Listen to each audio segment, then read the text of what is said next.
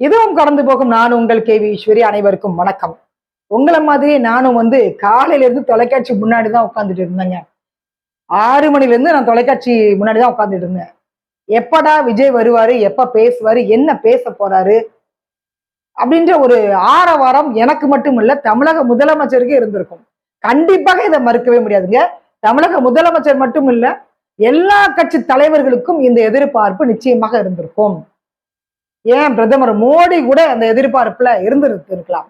ஏன்னா பாஜக தமிழகத்துல இருக்குது. அப்படி ஒரு ஆரவாரம், அப்படி ஒரு ஆர்ப்பாட்டம், அப்படி ஒரு தேர்தல் பிரச்சாரம் இன்னைக்கு ஸ்டார்ட் ஆனது. ஒரே ஒரு புசி ஆனந்த் அவரை வச்சுட்டு நீங்க என்னங்க பண்ண போறீங்க அப்படின்னு கேட்டாங்க தமிழக வெற்றி கழகத்தை பார்த்து. கிட்டத்தட்ட 2 மாநாடுகளை முடித்திருக்கிறார், ஒரு பொதுக்குழுவை நடத்தி இருக்கிறாங்க. இன்னைக்கு பாத்தீங்க அப்படின்னா அந்த பிரச்சாரம் அதுவும் புஷி ஆனந்த் வச்சுக்கிட்டு தான் விஜய் செய்திருக்கிறாரு. அதற்கும் அரேஞ்ச்மெண்ட் புஷி ஆனந்த் தான் பண்ணி கொடுத்திருக்கிறாரு. எல்லா அரசியல் கட்சி தலைவர்களும் இன்னைக்கு பார்க்கும் பொழுது கொதிச்சு போய் இருக்கிறாங்க. எனக்கு ரொம்ப ஷாக்கா இருந்தது பாக்குறதுக்கு. அதாவதுங்க, டிஎம்கே கட்சி 1940 ஆரம்பிச்சதா சொல்றாங்க. நீதி கட்சி பெரியார் ஆரம்பிச்ச கட்சி தான் இன்னைக்கு இன்ப நிதி வரைக்கும் வந்திருக்குது அந்த கட்சி. அப்படி ஆரம்பித்து கிட்டத்தட்ட 75 வருடங்கள் சுதந்திரம் மாதிரி கிட்டத்தட்ட 70-75 வருடங்கள் ஆக போகுதுங்க கட்சி ஆரம்பித்து. அப்படிப்பட்ட கட்சி இன்னைக்கு ஆட்சியில இருக்குது. அப்படிப்பட்ட ஆளுங்கட்சியோடைய தமிழக முதலமைச்சர் இன்னைக்கு ஒரு விமர்சனத்தை முன்வைக்கிறாரு. ஒரு ட்வீட் போடுறாங்க இணையதளத்துல. என்ன சொல்றாங்கன்னா, எங்களுடைய இந்த அசைன்மெண்ட் எல்லாம் இப்படி நடக்காதுங்க, மக்களுக்கு இடையூறு ஏற்படுத்துற மாதிரி நாங்க நடக்க மாட்டோங்க. மாநிலத்துடைய தமிழக முதலமைச்சர் விஜய் பார்த்து பயந்து இந்த ஒரு ட்வீட்டை போடுறாங்க. அதற்கு பிறகு பாத்தீங்கன்னா அண்ணன் சீமான் கடுமையான விமர்சனம். தமிழக வெற்றிகளம் ஆரம்பித்த பிறகு தம்பி தம்பி தம்பின்னு எங்க போனாலும் அவரை பத்தி பேசுறது, வாலண்டரியாக பேசுறது, அவருக்கு ஆதரவு கொடுக்கிறது. எப்ப அவர் பெரியாரு, அண்ணா, அம்பேத்கர் அப்படின்னு கொள்கையை தூக்கி நிறுத்தினாரோ, போட்டோவை தூக்கி நிறுத்தினாரோ, அதற்கு பிறகு பாத்தீங்கன்னா அவர் அடிக்க ஆரம்பிச்சவர் தான் இன்னைக்கு வரைக்கும் அடி அடி அடிச்சிட்டு இருக்கிறாரு. அதுவும் நடுவுல நான் சொன்ன மாதிரியே தமிழக முதல்வரை போய் சந்திச்ச பிறகு கடுமையான அடி. இந்த வடிவேல் சொன்ன மாதிரி தெளிய வச்சு அடிக்கிற மாதிரி இன்னைக்கு எந்த பத்திரிகையில சந்திப்பாக இருந்தாலும் சரிங்க, அவரு தமிழகத்தில் இருக்கக்கூடிய பிரச்சனைகளை பேசுறதே கிடையாது. அண்ணன் சீமானை பொறுத்த வரைக்கும் முழுக்க முழுக்க விஜயோடைய பிரச்சனையை பத்தி தான் அவர் பேசிட்டு இருக்காரு. 24 மணி நேரம் விஜய் கவனிக்கிறதே அண்ணன் சீமானுக்கு வேலையாக போச்சு. ரொம்ப வருத்தமா நான் இதை சொல்றேன். ஏன்னா கிட்டத்தட்ட 10-15 வருட காலம் இந்த தமிழ் மண்ணுக்காகவும் மக்களுக்காகவும் குரல் கொடுத்து 1 விழுக்காடுல இருந்து இன்னைக்கு 8 விழுக்காடு வரைக்கும் அவங்க ஓட்டு வாங்கியிருக்காங்க. கூட்டணி இல்லாமல், 1 ரூபாய் கொடுக்காமல். அப்ப எவ்வளவோ பிரச்சனைகளை சந்திச்சிருப்பாங்க அண்ணன் சீமான் அவர்கள். எத்தனையோ கட்சியோடைய தாக்குதலை சந்திச்சிருப்பாங்க, எவ்வளவு இடையூறுகள். இதையெல்லாம் தாண்டி இன்னைக்கு 8 விழுக்காடு வாக்கு வாங்கி தனியா ஒரு சிங்கமா நிற்கும் பொழுது இன்னைக்கு கட்சி ஆரம்பித்த ஒருத்தரை பத்தி நீங்க பேசணுன்ற அவசியம் என்ன இருக்குது? அதற்கு அண்ணன் என்ன சொல்றாங்க அப்படின்னா, விஜயை பார்த்து ஏன் நீங்க இவ்வளவுக்குள்ள விமர்சனம் வைக்கிறீங்கன்னா, ஏங்க இவ்வளவு கஷ்டப்பட்டு நான் கட்சியை வளர்த்து 8 விழுக்காடு வரைக்கும் நான் கொண்டு வந்திருக்கேன், நீங்க திடீர்னு கட்சியை ஆரம்பிச்சு இப்படி ஓபன் மேல வந்தா எப்படிங்க அதெல்லாம் நாங்க அனுமதிக்கிறதுன்னு ஓப்பனாவே அதை சொல்றாங்க. அப்ப ஆளுங்கட்சிக்கும் உங்களுக்கும் என்ன வித்தியாசம் இருக்குது? இது ஜனநாயக நாடு. இங்க யார் வேணாலும் கட்சி ஆரம்பிக்கலாம், யார் வேணாலும் தமிழக முதலமைச்சர் ஆகலாம், ஏன் இந்தியாவின் பிரதமரா கூட ஆகலாம். இந்தியா ஒரு ஜனநாயக நாடு இது. அப்ப அந்த வெறுப்பை அப்படி அள்ளி வீசுறாங்க அண்ணன் சீமானை பொறுத்த வரைக்குமே எப்பெல்லாம் அவங்க விஜய்க்கு ஆதரவா பேசுறாங்களோ அப்பெல்லாம் தொண்டர்களும் ஆதரவா பதிவிடுவாங்க. எப்பெல்லாம் கழுவி கழுவி ஊத்துறாங்களோ அப்பவும் அதே மாதிரி நாம முன்னாடி இப்படி பேசணுமே அந்த எண்ணங்கள்லாம் இல்லாம தொண்டர்களும் இப்படி வெறுப்பை விதைக்கிறாங்க சமூக வலைத்தளங்கள்ல. இது ஒரு ஆரோக்கியமான ஒரு அரசியலாக இருக்காது. மக்களுக்கே வெறுத்துரும். நாம் தமிழர் கட்சி அப்படின்னாலே ஒரு மதிப்பு மரியாதை இன்னைக்கும் இருக்கு மக்கள் மத்தியில, எனக்கு இருக்குது நிஜமாவே. ஆனா அப்படிப்பட்ட கட்சி இன்னைக்கு ஒரு வருஷமான ஒரு கட்சியை பார்த்து இந்த அளவுக்கு வெறுப்பை விதைக்கிறாங்க அப்படின்னா புரியல. உங்களை மாதிரி அவரும் ஒரு கூத்தாடி, நீங்களும் ஒரு கூத்தாடி, அண்ணன் சீமானும் ஒரு கூத்தாடி தான். அவர் ஒரு நடிகர் எப்படி நாடாளலாம் அப்படின்னு அண்ணன் சீமான் கேட்கிறாங்க அப்படின்னா, அண்ணன் சீமான் யாருன்னு நான் கேட்கிறேன். அண்ணன் சீமான் பல திரைப்படங்களை இயக்கி இருக்கிறாங்க, பல படங்களை நடிச்சிட்டு இருக்கிறாங்க, இப்பவும் நடிச்சாங்க. அப்ப அண்ணன் சீமானும் ஒரு கூத்தாடி தானே. அதை விட்டு அண்ணன் சீமான் விஜய் ஏன் இவ்வளவு கடுமையா தாக்குறாங்கன்னா, பின்னாடி டிஎம்கேவோட ஆதரவு இருக்குது. அது கண்டிப்பாக நமக்கு நல்லாவே வெளிச்சமா தெரியுது, வெட்ட வெளிச்சமாக தெரியுது. நான் இப்படி பதிவு போட்டதுதான் என்ன அவ்வளவு அசிங்கமா நாம் தமிழர் கட்சியில பதிவுகள் எல்லாம் போட்டுருக்காங்க. தேன்ற வார்த்தையெல்லாம் பயன்படுத்த மாட்டாங்க நாம் தமிழர் கட்சியில. அதற்கு பிறகு பாத்தீங்க அப்படின்னா தேமுதிக பிரேமலதா விஜயகாந்த் அவங்க ஆரம்பத்துல வந்துட்டு கட்சி ஆரம்பித்த உடனே என்னோட தம்பி எங்க குடும்பத்துல அவர் ஒருத்தர் அப்படின்னு சொன்னாங்க. அவர் எப்ப அண்ணா, பெரியாரு, காமராஜர் இவங்களெல்லாம் வந்து உள்ள கொண்டு வந்தாங்க, அம்பேத்கர் எல்லாம் உள்ள கொண்டு வந்த உடனே விஜயகாந்த் படத்தை கொண்டு வருவாங்களா அப்படின்னு பார்த்தாங்க. அவங்க கொண்டு வரல அப்படின்னு சொன்ன உடனே விஜயகாந்த் படத்தை பயன்படுத்தக்கூடாது, யாருமே பயன்படுத்தக்கூடாதுன்னு பொது இடங்கள்ல சொன்னாங்க. அதற்கு பிறகு 2வது மாநாடு மதுரை பாராபத்தில் நடந்தப்ப விஜயகாந்த் போட்டோ வந்து பெரிய அளவுல வந்து தமிழக வெற்றி கழகம் வச்சது. திருமதி பிரேமலதா விஜயகாந்த் பேட்டி கொடுக்கும்போது சொல்றாங்க, அவரு எங்க குடும்பத்துல ஒருத்தர் தான், என்னுடைய தம்பி தான் அவரு. கூட்டணி எப்பன்றத நாங்க ஜனவரி மாசம் வந்து அறிவிப்பு செய்வோம். அப்ப எல்லாத்துக்குமே வந்துட்டு விஜய் அவர்கள் வந்து கூட்டணிக்கு வந்தா பரவாயில்ல, ஒண்ணும் பிரச்சனை இல்லை, கடுமையான விமர்சனம் நாங்க முன்வைப்போம். அதை தாண்டி விடுதலை சிறுத்தைகள் கட்சி இன்னைக்கு வந்து ஆதரவு கொடுத்திருக்கிறாங்க. அவருக்கு வந்து நீங்க அனுமதி கொடுக்கணும், திருச்சியில பிரச்சாரம் பண்ணுவதற்கு நீங்க அனுமதி கொடுக்கணும், இப்படி எல்லாம் வந்து இடையூறு பண்ணக்கூடாது அப்படின்றதையும் அவங்க சொல்லியிருக்காங்க. அண்ணன் திருமா சொல்லியிருக்காங்க. இன்னொரு வார்த்தை என்ன சொல்றாங்கன்னா, யாரு வந்தாலும் பரவாயில்லங்க, திமுக என்பது அசைக்க முடியாத ஒரு வலுவான கட்சின்றாங்க. ஏன் ஒரு வலுவான கட்சி ஒரு அசைக்க முடியாத கட்சின்னு விசிகேவை சொன்னா என்ன, ஏன் வந்து நீங்க திமுகவை சொல்றீங்க?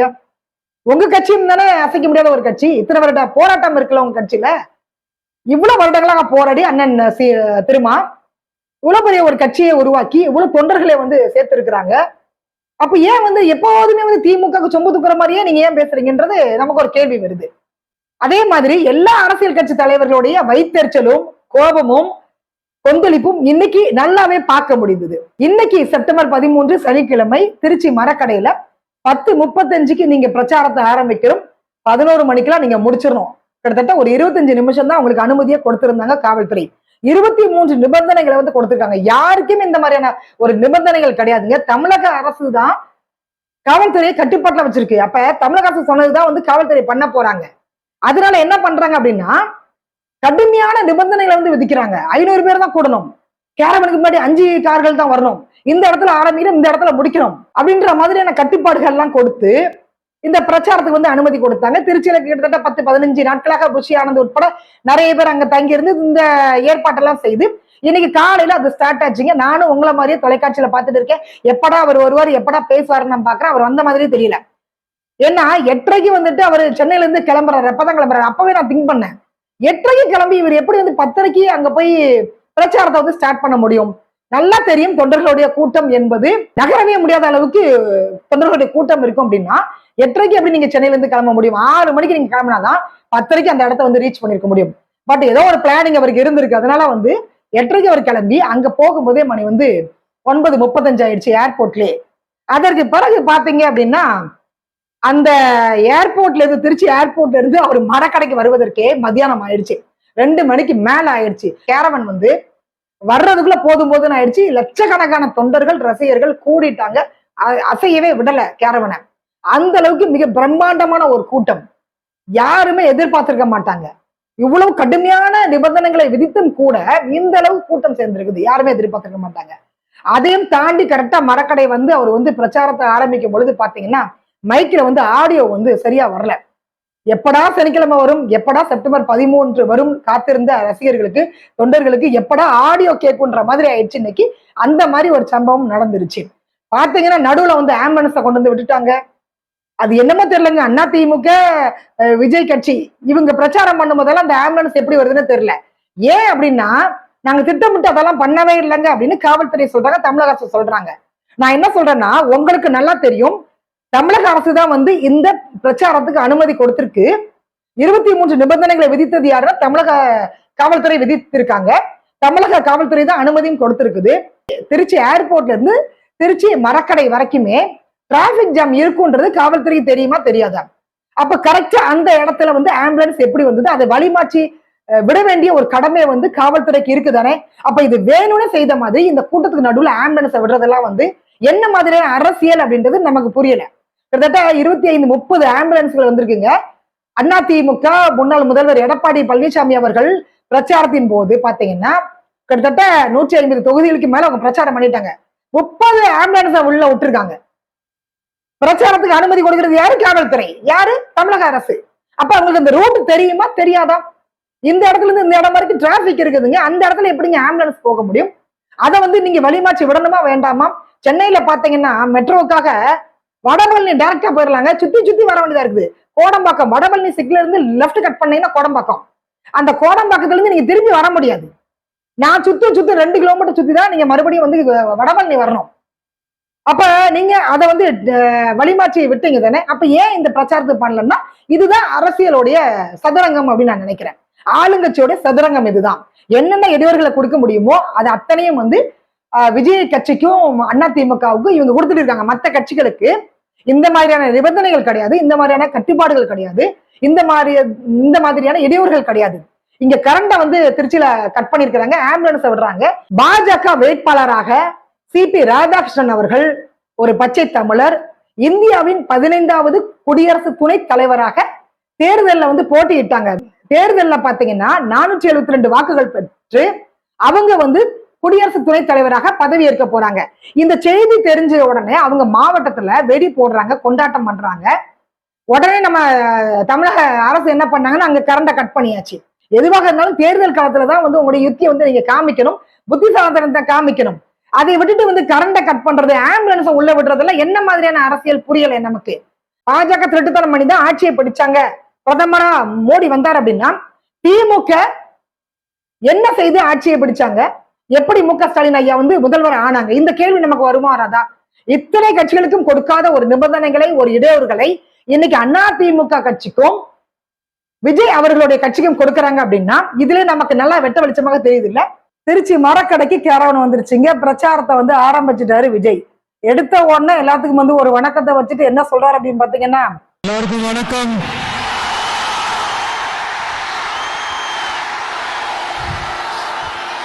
நான் பேசுறது கேக்குதா?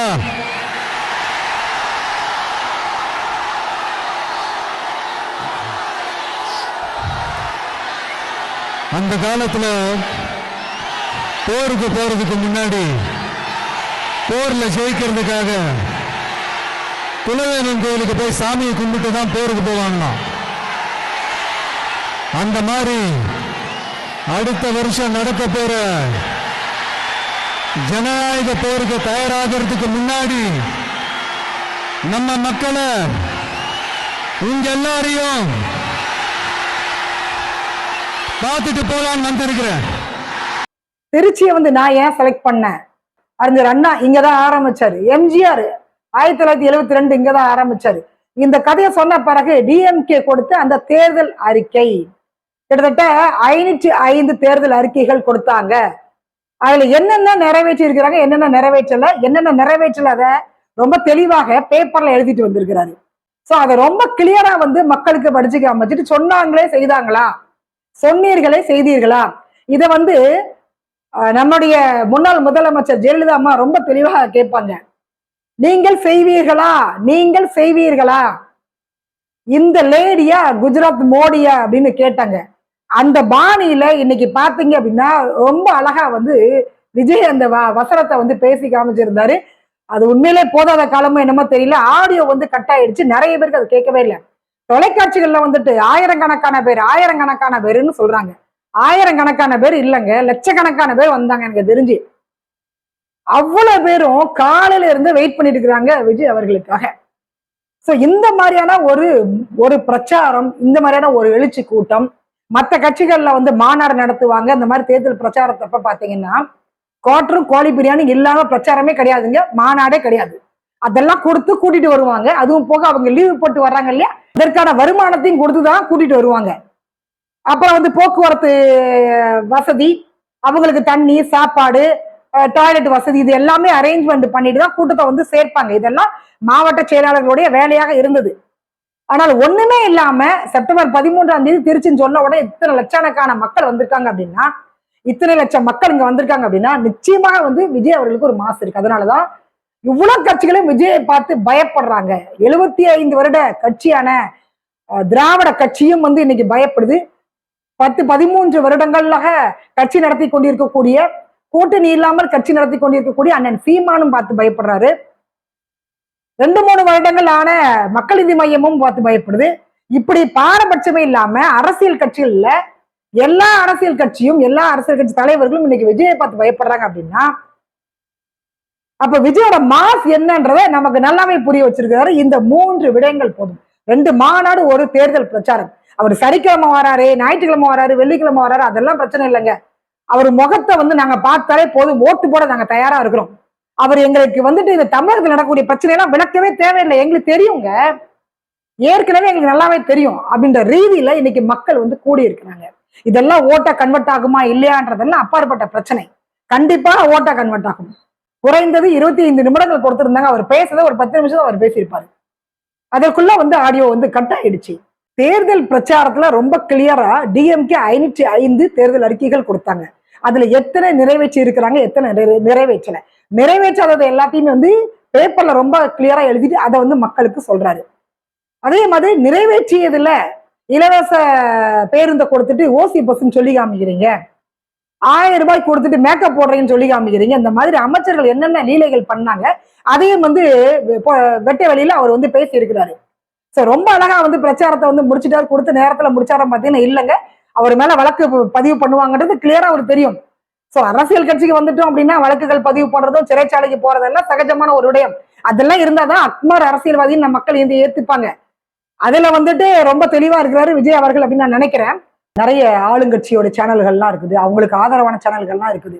அவங்க என்ன பண்றாங்கன்னா இந்த பிரச்சாரம் முடிஞ்ச உடனே மக்கள்கிட்ட போய் பேட்டி எடுக்கிறாங்க. அங்க எத்தனை நாற்காலி உடஞ்சிருக்கு, அங்க எத்தனை செருப்புகள் கிடக்குது, அங்க என்னென்ன அசம்பாவிதங்கள்லாம் நடந்தது அப்படின்ற மாதிரி பேட்டி எடுத்து போட ஒரு வேலையா வச்சிருக்காங்க. இதுதான் வந்து ஊடக தர்மம் நான் நினைக்கிறேன். மீனம்பாக்கத்துல போய் பாருங்க, ஏர்போர்ட் மீனம்பாக்கத்துல எவ்வளவு செருப்பு இருக்குன்றதெல்லாம் தொலைக்காட்சிகள் எடுத்து காமிச்சிட்டு இருக்கிறாங்க. அந்த காலகட்டத்தில் இதெல்லாம் கிடையாது. அப்ப அரசியல் என்பது வேற, ஊடகம் என்பது வேற. இன்னைக்கு வந்து முற்றிலுமாக வந்துட்டு ரொம்ப கீழ்த்தரமாக இந்த ஊடகங்கள் செயல்பட்டு கொண்டிருக்கிறது அப்படின்னு நான் நினைக்கிறேன்.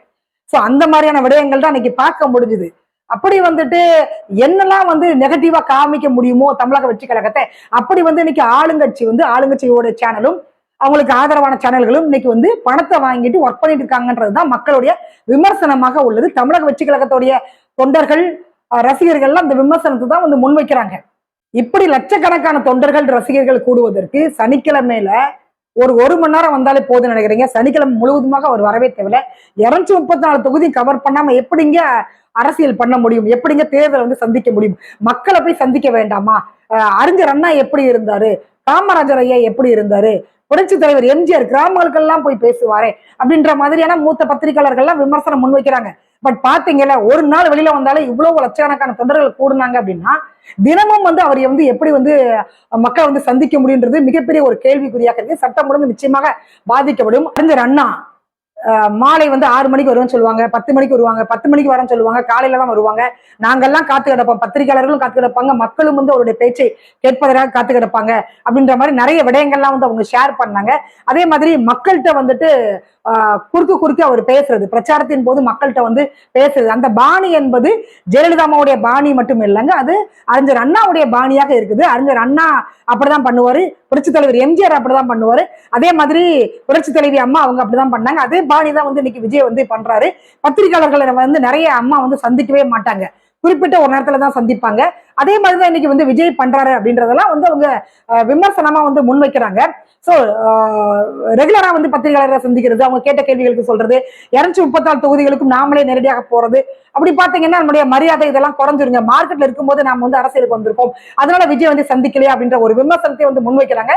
இப்பதான் வந்து அவர் கட்சி ஆரம்பித்து ஒரு எலெக்ஷன் வந்து சந்திக்க போறாரு. இந்த எலெக்ஷன்ல ரிசல்ட் எப்படி இருக்குன்ற பார்த்துதான் 2031 வந்து நாம வந்து கணிக்க முடியும் நான் நினைக்கிறேன். பார்க்கலாம் என்ன ஆகுது அப்படின்றத நம்ம பார்ப்போம். இருந்தாலும் கூட இன்னைக்கு நடந்த அந்த பிரச்சாரம் என்பது உண்மையிலே வரலாற்றுல மறக்க முடியாத ஒரு பிரச்சாரமாக அது இருந்தது. இந்த அளவுக்கெல்லாம் வந்து ஒரு ரசிகர்கள் தொண்டர்கள் வெறித்தனமாக இருக்கிறது எம்ஜிஆர் காலகட்டத்தில் இருந்தாங்க அப்படின்னு மூத்த பத்திரிகையாளர் சொல்லியிருக்கிறாங்க. அப்ப வந்து புரட்சி தலைவர் வந்து இதே மாதிரி மக்களை வந்து சந்திக்கும் பொழுது பிரச்சாரத்தின் போது மாநாடின் போதெல்லாம் வந்து அந்த ட்ரெஸ் போட்டுக்காரு இல்லையா, அதுக்கு உள்ள வந்து அவர் வந்து ஒரு பாதுகாப்பான ஒரு கவசத்தை வந்து அவர் போட்டிருப்பதா வந்து சொல்றாங்க. ஏன்னா மக்கள் வந்து மேல பாஞ்சிடுவாங்க, நகைக்கீரெல்லாம் அவருக்கு இருக்கும். அதே மாதிரிதான் புரட்சி தலைவி ஜெயலலிதாமாவும் வந்துட்டு ஒரு கவசத்தை வந்து உள்ள போட்டிருந்தாங்க பாதுகாப்புக்காக. அவங்க பிரச்சாரம் பண்ணும் போதெல்லாம் வந்துட்டு ஒரு கண்ணாடி கூண்டு இருக்கும், குண்டு துளைக்காத ஒரு கூண்டு, அதுல இருந்துதான் அவங்க வந்து பிரச்சாரம் பண்ணுவாங்க. அந்த அளவுக்கு உயிருக்கு வந்து ஒரு அச்சுறுத்தல் இருந்தது. அதே மாதிரிதான் இன்னைக்கு வந்து விஜய் வந்து அதை அப்படியே ஃபாலோ பண்றாரு அப்படின்னு சொல்றாங்க. எது எப்படி இருந்தாலும் பரவாயில்ல, இந்த ரசிகர்கள் இன்னைக்கு கூடி அந்த ரசிகர்கள் தொண்டர்களாக மாறி அவங்களுக்கு வந்துட்டு ஓட் பண்ணுவாங்கன்ற எலெக்ஷன் அப்பதான் நம்ம பார்க்க முடியும். ஆனா ஒரே ஒரு விஷயம் வந்து நான் சொல்லணும்னு ஆசைப்படுறேங்க. 2வது மாநாடாக இருந்தாலும் சரி, இந்த பிரச்சாரமாக இருந்தாலும் சரி, திரு விஜய் அவர்கள் வைக்கக்கூடிய ஒரே ஒரு விமர்சனம் என்னன்னா, மாநில அரசான டிஎம்கே, மத்திய அரசுல இருக்கக்கூடிய பாஜக, இந்த 2 தான் வந்து என்னுடைய குறிக்கோள். இவங்கதான் எனக்கு நேர் எதிரி அப்படின்றத ரொம்ப தெளிவாக பதிவு செய்திருக்கிறார். ஆனா பாத்தீங்கன்னா இங்க உள்ள அரசியல் கட்சிகள் விஜய் அவர்களை வந்து தினமும் வந்து விமர்சனம் பண்ணிட்டு இருக்காங்க. அவர்லாம் அதை கண்டுக்கவே இல்லை, தூக்கி போட்டு போயிட்டே இருக்கிறாரு. டைரக்டா வந்துட்டு 2வது இடம் அப்படின்றத அவர் குறி வைக்கிறாரு. அண்ணா திமுக இருக்கக்கூடிய அந்த 2வது இடத்தை வந்து திரு விஜய் அவர்கள் குறி வைக்கிறதா மூத்த பத்திரிகையாளர்கள் வந்து சொல்றாங்க. அப்ப எப்போதுமே வந்துட்டு ஆளுங்கட்சியை வந்து குறி வைப்பதை விட அது ரொம்ப ரொம்ப கஷ்டம், வர முடியாது. 2ஆம் இடத்துல இருக்கக்கூடிய கட்சியை வந்து நீங்க குறி வச்சீங்க அப்படின்னா அதை பிடிச்சிட்டோம் அப்படின்னா 2வது இடத்தை பிடிச்சிட்டீங்க அப்படின்னா முதல் இடத்துக்கு வந்து ஈஸியா வந்து மூவ் பண்ணிடலாம். அந்த ஒரு திட்டத்துலதான் வந்துட்டு இன்னைக்கு அண்ணா திமுக அந்த இடத்த ரொம்ப அழகா வந்துட்டு இந்த பிரச்சாரத்திலையும் சரி மாநாட்டிலையும் சரி விஜய் அவர்கள் ரொம்ப தெளிவாக பதிவு பண்ணி வச்சிருக்கிறாரு. அண்ணா திமுகவை அடிக்கிறாரு மறைமுகமாக. ஆனா டைரக்டா விமர்சனம் பண்றது திமுக பாஜக. அண்ணா திமுக இடம் வந்து இன்னைக்கு வெற்றிடமாக இருக்குன்றத அவர் பாக்குறாரு. அந்த இடத்துக்கு வந்து ஈஸியா மூவ் ஆயிடலான்றத அவர் வந்து நினைக்கிறாரு. ஆனால் இந்த மாதிரியான ஒரு விடயங்களை பண்ணும் பொழுது 2ஆம் கட்ட தலைவர்களை வந்து தமிழக வெற்றி கழகம் வந்து தயார்படுத்தணும், பேச்சாளர்களை தயார்படுத்தணும், வழி நடத்துவதற்கான அந்த கைடை வந்து கொண்டு வரணும். சோ நிறைய பேர் இங்க அனுபவம் வாய்ந்த அரசியல் கட்சி தலைவர்கள் இருக்காங்க. அவங்க எல்லாம் கொண்டு வந்தாங்க அப்படின்னா கண்டிப்பாக ஈஸியா வந்துட்டு டிஎம்கே வந்து வின் பண்ண முடியாது. இருந்தாலும் கூட அண்ணா திமுக இருக்கக்கூடிய இடத்துக்கு வந்துட்டு விஜய் அவர்களால வர முடியும். இந்த எலெக்ஷன் இல்லைன்னா கூட அடுத்த எலெக்ஷன்ல நிச்சயமாக வர முடியும். ஏன்னா இன்னைக்கு அண்ணா திமுக என்பது வந்து 4ஆக 5ஆக பிரிந்து கிடக்கிறது. அதை அடிக்கிறது அப்படின்றது வந்து ரொம்ப ஈஸியான ஒரு வேலை. மாடு தனியா நின்றுச்சுனாக்கா சிங்கம் வந்து ஈஸியா வந்து எதிர்கொள்ளும். அதே வந்து 4 மாடா இருக்கும் பொழுது சிங்கமே வந்து பயந்து ஓடும். அதுதான் வந்து இன்னைக்கு அண்ணா திமுக நடந்துட்டு இருக்கு. அண்ணா திமுக 4, 5 பிரிவாக உடஞ்சிருக்கும் பொழுது ஈஸியா வந்து தமிழக வெற்றி கழகம் வந்து அந்த இடத்த வந்து அடாப்ட் பண்ண முடியும். சோ அந்த ஒரு மைண்ட்ல தான் வந்து இன்னைக்கு தமிழக வெற்றி கழகம் வந்து ரன் ஆயிட்டு இருக்கு அப்படின்னு நான் நினைக்கிறேன். உங்களோட கருத்துக்கள் என்னன்றதை நீங்க பதிவு பண்ணுங்க. ஆம்புலன்ஸை உள்ள விடுறது, கரண்ட கட் பண்றது, இதெல்லாம் வந்து ஒரு தவறான அணுகுமுறை. இதெல்லாம் வந்து அரசியல் நாகரிகம், அரசியல் மாண்பு கிடையவே கிடையாது. கோலை தான் அப்படி பண்ணுவாங்க. தைரியம் உள்ளவங்க வந்து அரசியல் களத்துலதான் வந்து அவங்களோட யுத்தியை வந்து காட்டுவாங்க, அவங்களுடைய புத்திசாலித்தனத்தை காட்டுவாங்க. சோ டிஎம்கே வந்து புத்திசாலியான கட்சி அப்படின்னு நான் நினைக்கிறேன். பார்க்கலாம், மீண்டும் சந்திக்கலாம். நன்றி, வணக்கம்.